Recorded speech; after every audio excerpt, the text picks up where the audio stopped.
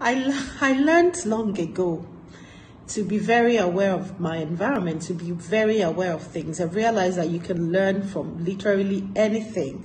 So my quirky thoughts, and this is quirky thoughts, by the way, my quirky thoughts really just, come up from whatever is going on around me or what I see or what I notice. What probably a lot of people may not notice or may not pay any attention to. I look at it, I reflect on it, I think about it, and I pick a lesson or a joke or something I'm going to use for my training someday. Just whatever life throws at me, I make something out of it. I'm wired that way anyway. I'm very curious about situations and things. Why do people do things they do? Why do things happen? And I pick them up and elaborate and interpret. Okay, so today's quirky thoughts.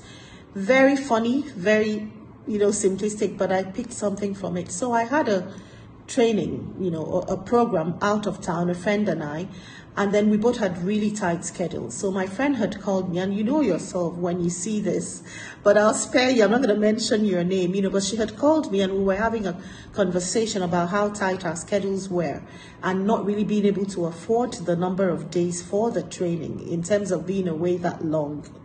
And after a while, I asked her this question, why do you want to sign up for this event, for this program at this time? I mean, there'll be other runs and other opportunities, but why? I was like, have you reflected? Why do you really want to sign up for this? That could help you. And then she, as soon as she thought about it and responded, we both burst out laughing. Now, the reason is because there's a train ride, to get to the location. There's a nice resort, and then there's the program. And she was very sincere to say she was curious about the train ride. And then, of course, she was looking forward to the resort. Those were her top two priorities. And then the event came third on the list. I'm not going to say whether it aligned with my thinking, right? But we both started laughing because as soon as we were able to pin down the critical things, the road trip, or should I say the train ride to the location, the prospects of the resort, the experience at the resort, and then the event came third. All we had to do was plan the program to accommodate the things that were priority for us, the ride, the train ride experience, the resort, and then a part of the program, even if it meant not staying for the entire program. Because remember, the problem we started solving from was the problem of time. Could we really afford the length of time for the event?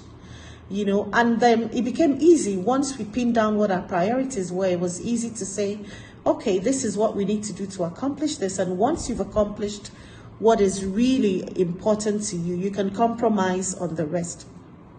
And that was it. The schedules were drawn up. And I just started thinking about the importance of that question, why? Very little, but very important. And honestly, I say that my model for life is really very simple. What, when, why, how. I solve a lot of problems that way. I approach a lot of things by thinking about, okay, what is it? Why? How? Once you answer those questions, it becomes easy. So back to the why. You see those three alphabets, W-H-Y, and that word why, it's very important. Once you can figure out the why for anything, any endeavor, any pursuit in life, it makes it easy. So if you decide to abort something, it's because you've evaluated the why and it's probably not worth all that for you. If you decide to fight to the end for something, it's because you've evaluated the why and it means a lot to you. It's very important to you.